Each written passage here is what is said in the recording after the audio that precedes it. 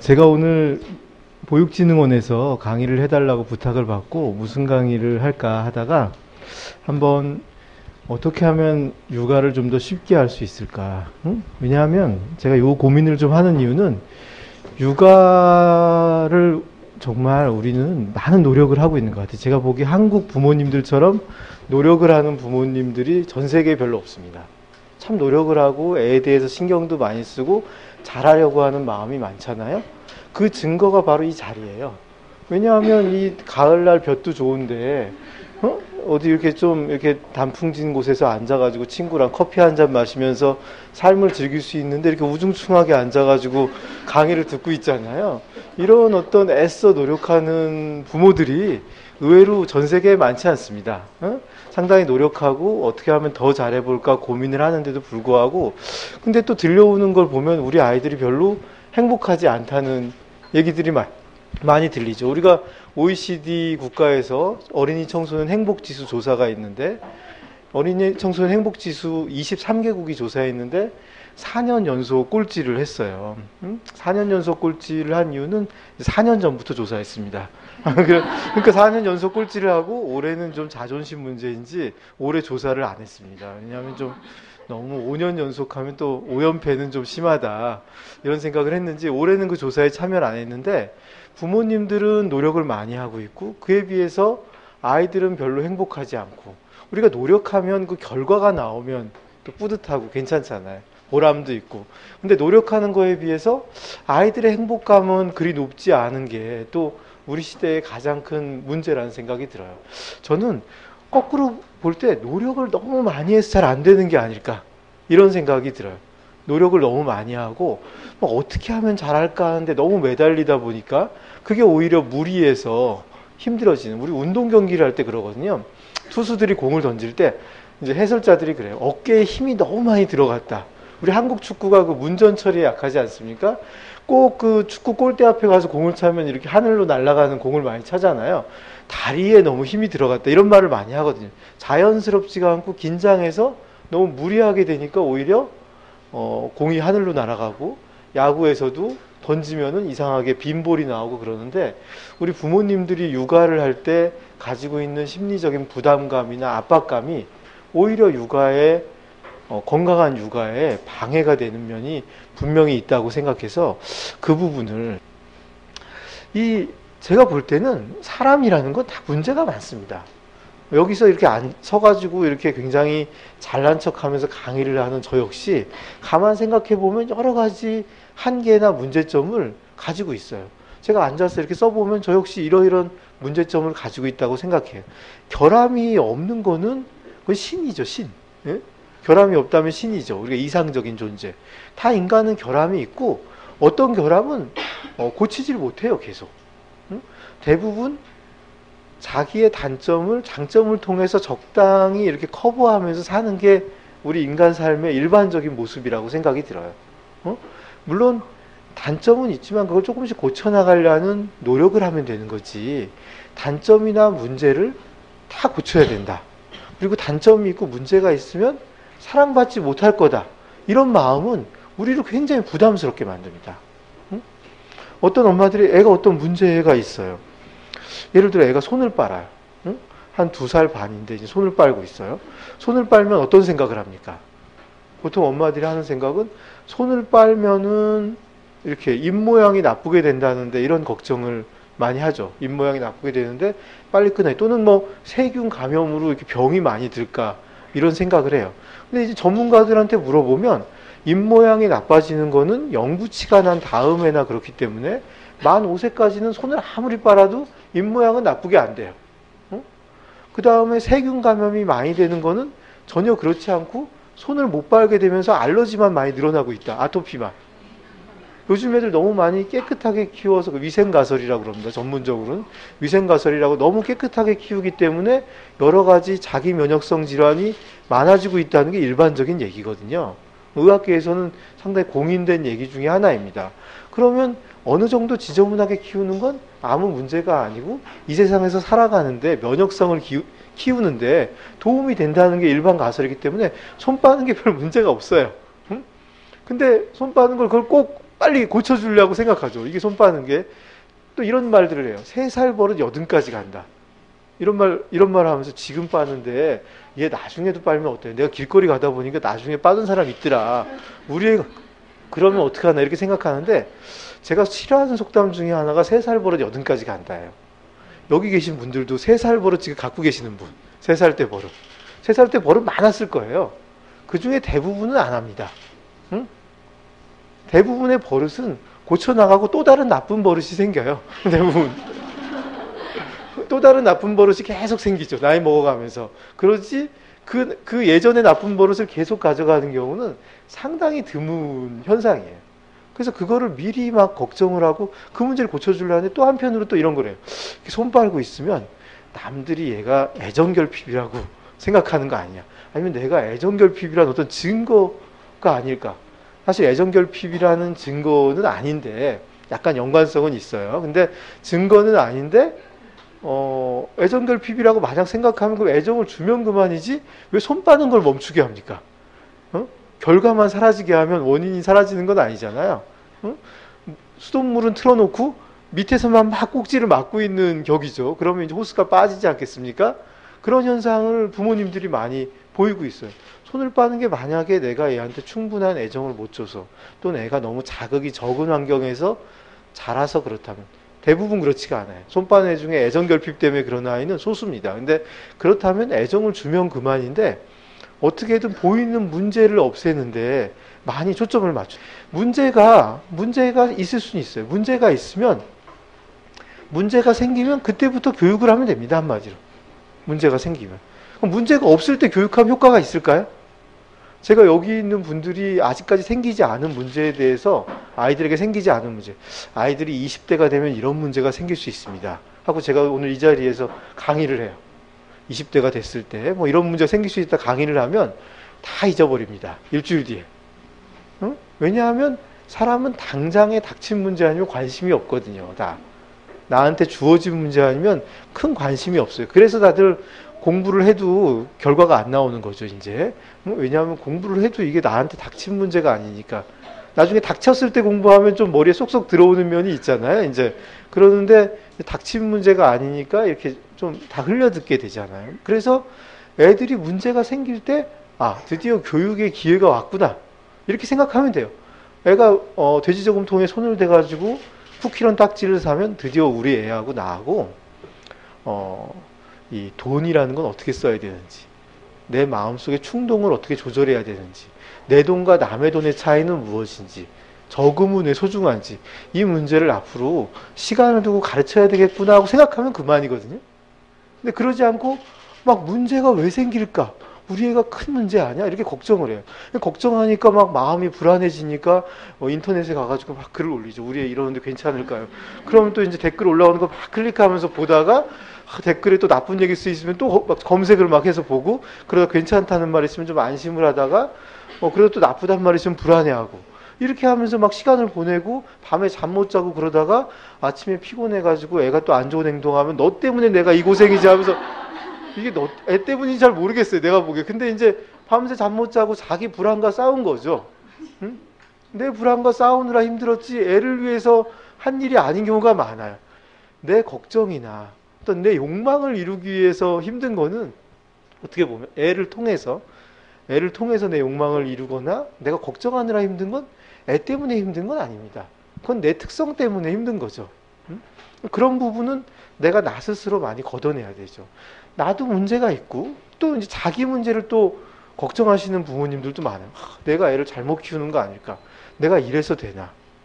난 진짜 참 한심하다. 엄마로서 낙제점이야. 뭐 이런 생각을 많이 하거든요. 엄마로서 문제가 있을 수도 있어요. 문제가 있을 수도 있는데, 우리 애한테는 누가 제일 좋은 엄마입니까? 자기가 제일 좋은 엄마예요, 자기가. 자기 이상 키울 수 있는 분이 없어요. 제가 키우면 그 집 아이를 더 잘 키울까요? 제가 많이 하는 질문이에요. 제가 키우면 그 집 아이를 더 잘 키울까요? 못 키우죠. 그런 어떤 절대적인 책임감이나 어떤 헌신을 할 수가 없거든요. 절대적인 책임감이나 헌신을 할 수 있는 사람이 잘 키울 수가 있거든요. 그러니까 그 아이한테는 못났든 잘났든 내가 제일 좋은 엄마입니다. 그러면 나 자신이 그래도 한계가 있을 수 있어. 너무 참을성이 없다. 또는 너무 쉽게 남의 말에 귀가 흔들린다. 그러면 그런 자기 특성을 놓고 그 특성을 조금씩 더 발전시켜야지. 아, 이게 내 약점이야. 라고 인정하고 조금씩 발전시켜야지 마음 먹고, 아이가 문제가 있어도 조금씩 발전시켜야지 마음 먹고 천천히 가면 됩니다. 문제가 있는 건 당연한 인간의 모습이고 그래도 아무 문제 없이 괜찮습니다. 응? 문제가 있고 나도 문제가 있고 아이도 문제가 있지만 나도 괜찮고 아이가 괜찮다는 현실을 인정하는 마음을 먹어야 미래의 발전을 위해서 힘있게 나갈 수 있는데, 자꾸 문제점에만 집착하면 그 문제에 집착하느라 내 에너지를 다 쓰고 정작 발전을 위한 에너지는 쓸 부분이 남지가 않는 경우가 많아요. 두 번째로는 당장 바꾸려는 마음을 버려야 돼요. 많은 부모님들이 이런 말씀을 저한테 하세요. 아니, 내가 한두 번 얘기했는데 얘가 왜 말을 안 듣는지 모르겠다고. 그럼 제가 어머님한테 그러죠. 어머님, 제가 그 말 하지 말라고 저번에도 얘기했는데 왜 오늘 또 그 말을 하고 있냐고. 어머님도 똑같이 그 안 좋은 말 하는 게 똑같다고. 그게 사실 제가 어머니 비난하려고 하는 말이 아니라 우리 인간의 속성이에요. 우리 인간은 대부분 다 말을 안 듣습니다. 말을 안 들어요. 진짜 말을 안 들어요. 제가 정신과 의사로 깊게 느낀 게, 인간은 말을 안 듣는다는 거예요. 내 몸에 뵐 때까지 계속 잘못하고 또 배우고 잘못하고 또 배우고 잘못하고 또 배우면서 진짜 이래야 되겠구나 하고 내 마음속에서 변화의 순간이 생기거든. 통찰이 생긴다고 그러는데 그 순간 변화하거든. 거기까지 시간이 오래 걸려요. 지적으로는 빨리 알 수 있어요. 이게 옳다. 애들도 다 압니다. 엄마가 잘못 지적하면 너 이게 맞아 틀려. 그러면 맞는 거 알아요. 너 맞는 거 아는데 왜 그래? 우리들도 다 그러거든요. 맞는 거 아는데도 맞는 거 아는데 내가 애한테 화 좀 내지 말아야지 하는데 또 화내잖아요. 화 좀 내지 말아야지 하는데 화내고, 내가 애한테 가급적이면 좋은 말을 써야지 하고서 야 이봐! 하고 소리를 지르기도 하는 게 우리 모습이에요. 근데 애가 그러면 이제 애한테 뭐라고 그러죠? 너는 왜 올바른 걸 실천을 못하니? 그래서 자기한테 할 얘기죠. 올바른 걸 실천을 다 못합니다. 사실 우리 모두가. 그건 앞에 제가 우리 자신이 가지고 있는 인간의 한계점이고, 그거를 애들도 금방 못 바꿔요. 뭘 바꾸는 데는 참 시간이 들어요. 우리 자신을 한번 돌이켜보십시오. 자기 자신을 돌이켜보면 내가 뭘 바꾸는데 참 안 바뀌는 게 많죠. 나 이거 좀 잘해봐야지 생각하는데 제가 이 뱃살을 빼가지고 수영복을 좀 폼나게 입어봐야지 하고 마음먹은 지 5년 됐어요. 지금 아직도 지금 수영복을 자신있게 못 입는 현실이에요, 지금. 이걸 못 고치거든요, 저 자신도. 마찬가지로 우리도 되게 못 고치는 게 많이 있어요. 그걸 바꾸는 게 쉽지 않고, 대신에 누가 이렇게 옆에서 잘 좋게 격려하면 확률이 높은 거죠. 그러니까 애들이 좀 유리한 거예요. 부모가 옆에서 좋게 잘 이렇게 격려를 하면서 끌고 가면 결국 그 문제를 바꿀 확률이 있는데, 당장 어떻게 바꿔보려고 하다가 결국은 사이만 나빠지고 아무것도 못 바꾸는 그런 일이 많아요. 당장 바꾸려는 마음이 너무 많죠. 근데 당장 바꾸려고 하기 때문에 결국 못 바꾸는 게 우리 육아의 현실입니다. 공격을 받으면 사람은 방어를 하기 때문에 문제를 안 들여다봅니다. 그래서 우리가 듣기 좋게 얘기해야 되는 거예요. 이게 사실 제가 이렇게 편하게 얘기하지만 이거를 또 심리학자들은 다 과학적인 연구로 실험을 해서 어느 게 효과가 있는지 이미 밝혀냈어요. 근데 이제 우리가 이제 마음이 급하고 어떻게 빨리 좀 어떻게 바꿔보고 싶으니까 과하게 행동하는 겁니다. 그럼 우리 본능대로 행동하는 거죠. 근데 본능대로 행동하면 결과가 그렇게 썩 좋지가 않은 게 사실입니다. 그래서 부모는 아이를 당장 바꾸는 게 아니라 결국 바꾸는 거다. 빨리 안 바뀌어도 실망하지 말고, 얘가 이러는 거 내가 앞으로 꾸준히 고쳐가면 되지. 내가 얘한테 세게 말하는 게 아니라 내 마음에 깊게 새기고 이걸 내가 꾸준히 도와줘야 되겠다. 제가 이제 우리 아이 코딱지 문제를 그래서 하려고, 우리 아이 코딱지 문제에 대해서 내가 2주에 한 번씩은 코딱지를 주제로 대화를 하겠다 라고 얘기를 하고, 어쨌든 그래서 많이 고쳐서 지금은 많이 고쳤어요. 거의. 비염은 아직도 있지만. 근데 우리 아이랑 친한 친구 중에 걔도 역시 코딱지가 문제가 있는 애가 있어요. 공통점은 둘 다 비염이 심하고 성격이 비슷한 놈들끼리 논다고 그런 비슷한 성격을 가지고 있어요. 걔는 못 고치고 있습니다. 여전히 코딱지를 심하게 파고 있어요. 그러니까 물론 옛날보단 덜 파요. 옛날보다 남이 보는 것 같으면 쓱 미소를 지으면서 하지만 자기도 모르게 이렇게 코딱지 삼매경에 빠져 있는 모습을 흔히 더 보게 돼요. 우리 아이는 코딱지를 이러다 손을 내리고 자기 스스로 이런 데까지 발전을 한 거 보면 많이 발전을 한 거죠. 그러니까 이렇게 꾸준히 내 실천을 꾸준히 해야 되는 문제지. 응?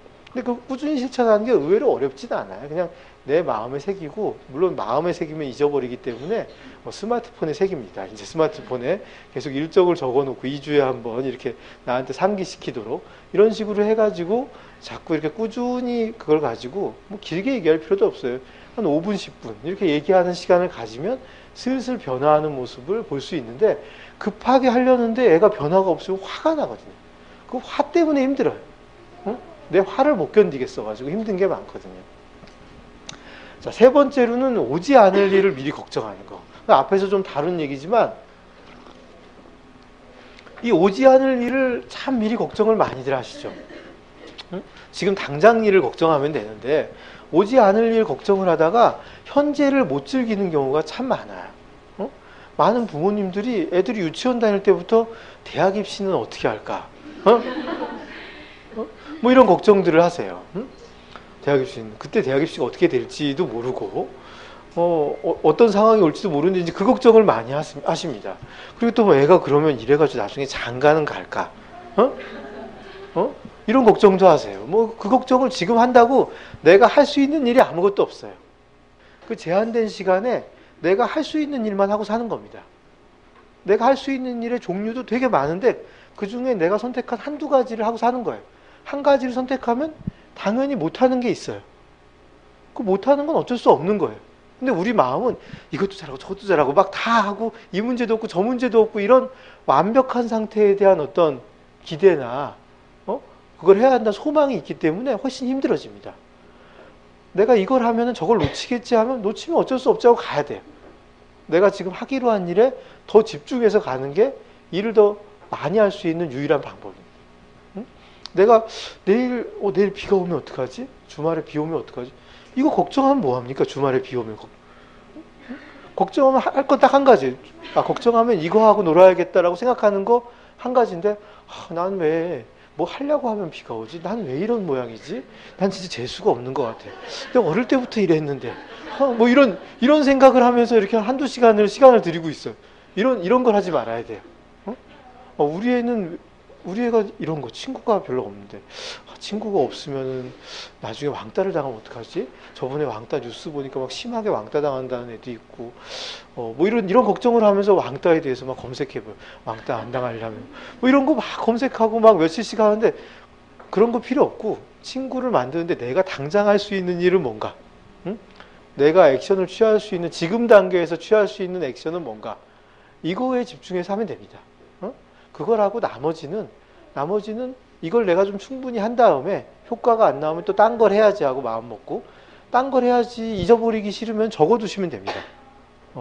육아의 제일 큰 필수품은 수첩이에요. 수첩. 응?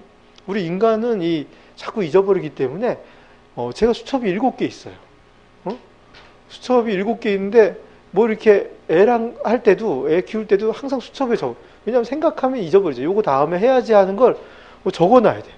응? 적어놓고 그걸 꼭 실천을 해야죠. 그런 수첩을 잘 활용하고 이번엔 내가 얘랑 이거를 이쪽 방향, 예를 들어 뭐 공부를 한다고 하면 수학 문제집을 한다면 이쪽 방향으로 해서 수학 문제집을 풀고 있어요. 근데 딴 사람은 이런 것도 좋다고 얘기했어요. 이런 게. 그러면 요번엔 이거 하고 이게 결과가 별로면 다음엔 그거 해야지 하고 적어놓으면 됩니다. 적어놓고 지금은 이거 하는데 집중해야 되는데 이거 할까 하다가 그 책을 맨날 살피고 그 책 한 사람은 어떤가 살피고 이건 굉장히 시간 낭비예요. 응? 우선 내가 할 거를 충실히 하는 게 더 나은 결과를 보이는 경우가 많습니다. 그래서 오지 않을 거, 내가 선택할 수 없는 거를 선택하려고 막 이렇게 시간 낭비를 하지 말고 지금 내가 당장 할 수 있는 일, 당장 아이와 즐길 수 있는 일, 당장 행복할 수 있는 일, 당장 아이에게 도움을 줄 일, 내가 장기적인 목표하에 하는 일들이 있잖아요. 그런 계획하에 있는 것만 열심히 하면 내가 부모로서 최선을 다한 거고 그걸 다 할 수도 없어요.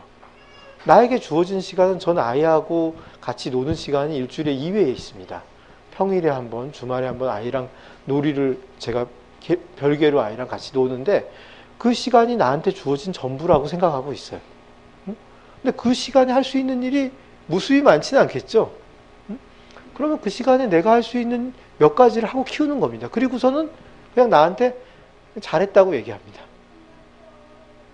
왜 나는 그 이상을 못할까? 이런 생각은 안 해요. 그 이상은 못하는데, 못하니까 이거밖에 못하는 거잖아요. 그러면 그 이상 못하는 나 자신을 인정하고 그만큼 하면 잘하고 있다고 생각하고 가면 됩니다. 물론 우리 아이가 점점 심각한 문제가 생기고 있다. 이러면 어떻게 해야 될까요? 내가 좀 고민을 해야겠죠. 나를 좀 희생하고 이걸 더 할 것인가? 아니면 나를 희생하기에는 좀 어려우니까 내가 여기서 머물 것인가? 이런 어떤 실존적 고민을 해야 돼요. 실존적 고민을 해서 내가 내 일을 줄이기로 마음먹었으면 그게 내 행복에 더 좋겠다. 내가 이모저모 따져봤을 때 내 행복에는 이게 유리하겠다 해서 나 자신이 실존적 고민을 해가지고 답을 내린 거면 거기에 더 시간을 들여야 되겠죠. 거기에 더 시간을 들이면 멈춰야 될 생각은 뭐냐면 나란 존재는 어디로 가나 하는 생각은 멈춰야 돼요. 왜냐하면 내가 고민을 한 거니까. 내가 고민을 하고 결단을 글로 내렸으면 이쪽은 그건 내가 2, 3년 뒤에 생각하겠다. 지금 2, 3년은 애가 조금 문제들이 많으니까 2, 3년은 여기에 더 시간을 쓰겠다 하고 결론을 내렸으면 나도 이런 것도 하고 싶고 더 이런 어떤 내 직업의 성취도 하고 싶고 했는데 그 마음은 좀 내려놔야죠. 그건 2, 3년 뒤에 다시 해보자. 응? 인생이 길다고 하니까 하고 버려두고 그때 그거 내가 잘할 수 있을까? 그 나이에 그 일을 다시 시작할 수 있을까? 뭐 이런 고민은 하지 말아야 돼요. 내가 이런 고민하는 건 너 때문이야. 내가 너 때문에 이렇게 희생하고 이러는데 네가 내 말을 안 들어. 뭐 이런 본전 생각을 하고 그러면서 또 애랑 싸우고 애는 엄마는 왜 저러고 있나 이러고 이제 왜 나한테 뭐라고 하지? 나는 세상에 태어나고 싶어 태어난 것도 아니고 지가 낳아놓고 뭐 이제 이렇게 이제 애는 그렇게 바라보고 난 너 때문에 모든 걸 희생하고 있고 뭐 이런 정말 방향이 안 맞는 갈등을 하느라 굉장히 시간을 들이고 힘이 들거든요. 그걸 덜해야지 육아가 힘이 덥니다. 또 한 가지 부모님들이 놓치기 쉬운 게 문제가 생기면 막 그때그때 다 얘기하려는 게 힘듭니다. 기억력이 짧고 그 순간 지나가면 잊어버리니까 잘못을 그 자리에서 지적하지 않으면 모른다. 이거는 맞는 말이에요. 그렇다고 그걸 그 자리에서 다 지적해야 한다. 이건 틀린 말이에요. 응? 응? 그건 틀린 말인데 그걸 실수하는데 대부분 어떻게 하는 게 좋냐면 모아서 이야기하는 게 좋습니다. 응? 그리고 애가 잘못한 걸 다 지적해야겠다고 마음 먹었을 때는 애하고 약속을 해야 됩니다. 야, 이거 우리 집중 우리 한번 고치기 한번 해볼까 엄마랑? 엄마가 요 문제는 문제가 있을 때마다 내가 지적을 바로 해볼게. 너무 기분 나쁘게 생각하지 마. 이렇게 하고서 지적하면 됩니다. 응? 그건 서로 약속한 거니까 좀 괜찮잖아요. 근데 그러지 않고 매 순간 지적하면 진짜 짜증 뭐 이렇게 생각밖에는 안 들어요 이제. 응? 그리고 문제가 생기면 바로 지적한다고 그러는데 많은 문제들이 생겼다 사라져요. 응? 애가 한두 번 실수하고 사라지는 걸 다 지적해야 될까요? 지적할 필요가 없어요. 문제는 이렇게 생기면 좀 보고 있어도 돼요. 또 반복되는. 문제가 반복될 때 하면 됩니다. 응?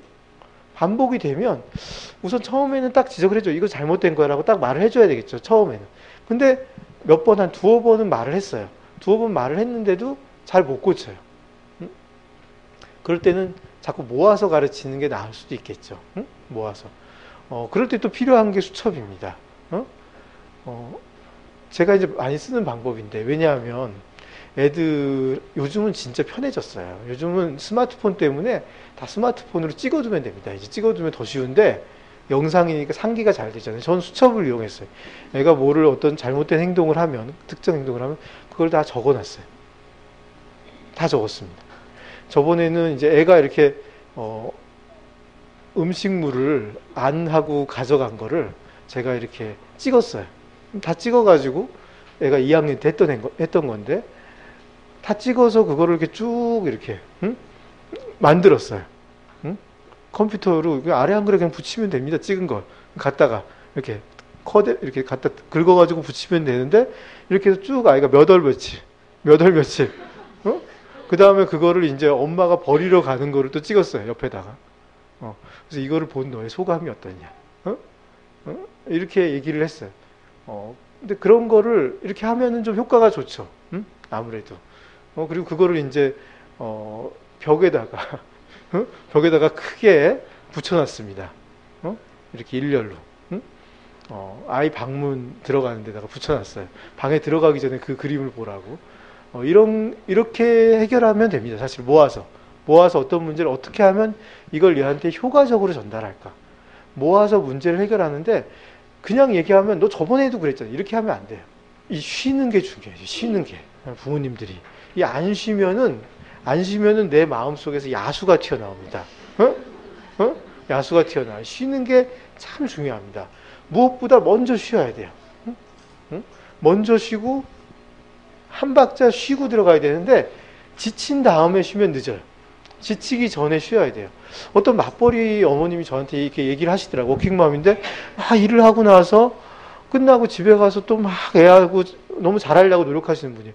애 막 안아주고 15분간 인사하고 그다음부터 막 밥해서 이렇게 먹이고 그다음에 막 애 재우고 그럼 너무 힘들어서 자고 그다음에 아침에 일어나면 너무 지치고 내 인생은 뭔가 이런 생각 들고 그러면서 이제 그러다 보면 애가 잠깐이라도 뭐 말을 안 들으면 확 애한테 짜증나고 애가 안 자려고 그러면 너는 왜 엄마를 괴롭히니? 얘는 그냥 엄마랑 이렇게 그냥 좀 더 있고 싶어서 안 자는 건데 엄마를 괴롭히는 게 돼버리는 거죠, 이제. 뭐 이런 식이 자기도 알아요. 어머님도 알고 애는 더 있으려고 해서 그러는 거죠. 근데 나는 얘가 괴롭히는 것처럼 느껴지는데 그래서 제가 그 엄마한테 내린 처방은 그거였어요. 엄마가 또 마침 운전을 하고 다니는 분이어서 어머님 운전하고 집에 가서 주차장에서 차에서 한 15분 쉬든지 아니면 집 앞에 아파트 그 공원에 앉아가지고 잠깐 앉아서 좀 쉬고 음악도 좀 듣고 이렇게 마음 정리를 하고 약간 릴렉스를 하고 들어가 보시라고 그런 제가 제안을 드렸어요. 그렇게 하고 나니까 한결 좀 가볍게 시작할 수 있다고 그러더라고요. 전적으로 육아와 집안일을 하는 시간을 갖는 게 앞으로는 필요하다고 생각이 들어요. 그냥 보조자로서 좀 육아를 돕는다 이런 거 정도는 모자라고 하루 이틀 정도 내가 뭐 얼마든지 하고 엄마랑 이렇게 따로 이렇게 엄마는 좀 나가 노는 시간을 줘야지 엄마들 육아가 좀 좋아질 것 같아요. 육아의 질을 좀 좋게 하려면 엄마들이 별개의 시간을 갖도록 해야지 엄마가 너무 육아에 매달리면 애가 이렇게 짜증납니다. 애가 아무리 사랑스러워도 계속 붙어있다 보면 인간은 원래 짜증이 나게 돼 있어요. 누군가하고 오래 붙어서 감정 다툼을 하면 짜증이 납니다. 아무리 연인 관계라도 신혼여행 막판 되면 약간 예민해지는 상황도 생기잖아요. 이게 보면 그런 경우가 꽤 많아요, 의외로. 근데 그것처럼 그렇게 붙어만 있으면은 약간 문제가 생길 수가 있어요. 그렇기 때문에 약간 엄마가 해방돼서 이렇게 놀다 보면 놀면서 또 애 생각이 나죠. 그러면서 또 애틋한 마음이 또 들고 또 들어가서 잘해요. 또 엄마들이 대부분 또 착해요, 그렇게. 그래서 이렇게 애틋한 마음을 가지고 잘할 수 있도록 만드는 조건, 서로 좀 나눠서 그렇게 육아를 전담하는 일을 하는 게 좋다고 생각해요. 그거를 실제로 저 같은 경우는 실천을 하고 있어요. 저희 집은 어디를 애 데리고 어디 놀거나 그런 날 있잖아요. 주말에 놀 때 절대 부부가 같이 안 움직입니다. 절대는 아니에요. 가끔. 아주 가끔은 이렇게 같이 뭐 하는 때가 있죠. 굉장히 가끔이에요. 다수는 한 명만 데리고 애들 데리고 움직입니다. 왜냐면 혼자서도 얼마든지 둘 정도는 할 수 있잖아요. 그러니까 제가 그냥 애 데리고 뭐 오늘 하고 엄마는 어디 가서 놉니다. 친정도 가고. 반대의 경우도 많아요. 저는 이제 딴 제 일을 보고 아내가 이제 본다든지 이런 거를 굉장히 활성화를 좀 시켜야 돼요. 활성화. 뭐 대단한 걸 하는 게 아니라 저는 그래서 멀리 그렇게 뭐 놀이동산 가는 거 이런 거 싫어합니다. 놀이동산이 막 멀리 여행 뭐 가가지고 좋은데 막 구경 가는 거 그런 거 애들은 어디 갔는지도 잘 모릅니다. 어디 갔는지도 모르고 막 애기 어렸을 때 해외여행 가는 분들도 있는데 물론 내가 가고 싶어 가는 것까지는 괜찮아. 애는 거기가 지금 제주도 해변인지 괌 해변인지 하와이 해변인지 아무 개념이 없어요. 그럼 애들한테 너 하와이 갔었다 뭐 강조하지만 뭐 하와이를 갔는지 뭐 했는지 애는 동네에서 이렇게 캐리비안 베이에서 놀았는지 이거 아무것도 모릅니다. 그냥 그 순간 즐거웠냐 안 즐거웠냐만 영향을 미치지 동네 뒷산에서 놀았는지 내가 이렇게 힘들어가지고 최고급 휴양림에서 머물렀는지 이거 알 것도 없어요. 저는 애가 어릴 때 항상 근처에서 놀았어요. 내 몸이 덜 힘드는 거. 내 몸이 덜 힘들고 지치지 않는 곳. 동네 근처에 보면 구석구석에 그런 데들이 있어요. 그러면서 애하고 이렇게 놀 수 있는 곳을 잘 찾아내서 그런 데서 잘 놀아야 돼요. 중요한 건 좀 낙관적인 삶의 태도예요. 많은 부모님들이 너무 걱정이나 불안을 많이 가져요. 제가 작년 말에 경험을 하고서 되게 속상했던 게 아이들한테 물어봤어요. 야, 너 새해 되니까 좋지 않냐? 한 살 더 먹는 거 좋지. 빨리 나이 먹고 싶지 않니? 나 물어봤더니 애들이 그러더라고요. 저한테 다니는 아이들이 안 좋은데요? 나이 먹기 싫어요. 그래가지고 왜 나이 먹기가 싫어? 난 나이 먹는 게 좋던데. 어렸을 때 난 빨리 어른 되고 싶었는데. 그래서 여기서 조사를 해봅시다. 어렸을 때, 초등학교 때 빨리 어른이 되고 싶었던 분 한번 손 한번 들어보세요. 빨리 어른이 되고 싶었다. 나는 어른이 되기 싫었다. 어른이 되고 싶었던 분이 어른 되기 싫은 분의 거의 한 20, 30배로 많아요. 우리 때는 그랬던 것 같아요. 약간 분위기가. 요즘, 그래서 제가 애들 몇 명을 물어봤더니 다 어른 되기가 싫다고 그러더라고요. 그래서 제가 작정을 하고 조사를 했어요. 한 100명한테. 조사를 했더니 어른 되고 싶다는 애가 3명밖에 안 나왔어요. 3명. 97명이 어른 되기가 싫대요. 약간 놀라운 현상이더라고요. 어떤 애는 어른 되기 싫고 애기가 되고 싶대요. 애기가. 애기로 돌아가는 게 자기의 꿈이라고. 자기가 알라딘의 마술 램프가 생기면 애기 때로 돌아가서 안 크게 해달라고 하고 싶다고. 왜 애기가 되고 싶냐고 물어보면 애기는 뭐 해야 될 일이 없으니까. 책임질 일이 없으니까 좋대요. 어른 되면 책임질 일이 너무 많아 보인다는 거예요. 엄마 아빠는 너무 의무나 부담이 많고 인생이 힘들어 보인다는 거예요. 엄마 아빠 삶이 좋아 보이지가 않아요. 어른들의 삶이 좋아 보이지 않으니까 어른이 되고 싶지가 않아요. 어른들이 자기 삶을 즐기는 것도 없고 괴로워 보이고 힘드니까 어른이 되고 싶지가 않아요. 근데 어른이 되고 싶지 않은 아이가 현실을 열심히 살고 노력을 할 수가 있을까요? 방어적으로 고생하지 않으려면 어떻게 해봐야지 하는 마음은 가질 수 있겠지만 내가 막 뭘 해보고 싶어서 열심히 할 수가 있겠냐. 그러니까 노력을 해도 그만한 결과가 안 나와요. 동기 자체가 두려움 동기예요. 두려움 동기. 두려움 동기하고 내가 긍정적으로 이걸 하고 싶은 동기는 에너지에서 10배 이상의 차이가 나거든요. 두려움 동기는 마치 뒷걸음질 치는 거하고 같아요. 무서우니까 뒷걸음. 내가 원하는 건 앞으로 뛰어가는 거예요. 뒷걸음질 치는 거하고 앞으로 가는 거를 보면 앞으로 가는 게 훨씬 빨리 달릴 수가 있겠죠. 거기다가 안전성 면에서도 앞으로 보면 이렇게 보고 달리니까 훨씬 나은데 뒷걸음질 치다 보면 오히려 걸러 넘어지기가 쉽습니다. 더 좌절감에 많이 위기에 빠지기가 쉬워요. 그래서 아이들이 보면은 요즘은 다 뒷걸음질 치듯 살고 있어요. 근데 그게 사실 어른들의 삶의 모습과 어른들이 아이들한테 주는 메시지가 그래요. 부모의 삶의 전반적 태도에서 영향을 많이 받지 구체적인 어떤 말들에서 영향을 받는 건 아닙니다. 나에게 전달한 말보다 부모 삶의 모습에서 영향을 받아요. 간디가 한 말이 있어요. 내 삶이 곧 내 메시지다. 이런 말을 했거든요. 내 삶 그 자체로 아이한테 계속 메시지를 주고 있거든요. 근데 부모님들이 낙관적인 삶의 태도를 못 가요. 이러면 어떡하지? 이러면 큰일 나면 어떡하지?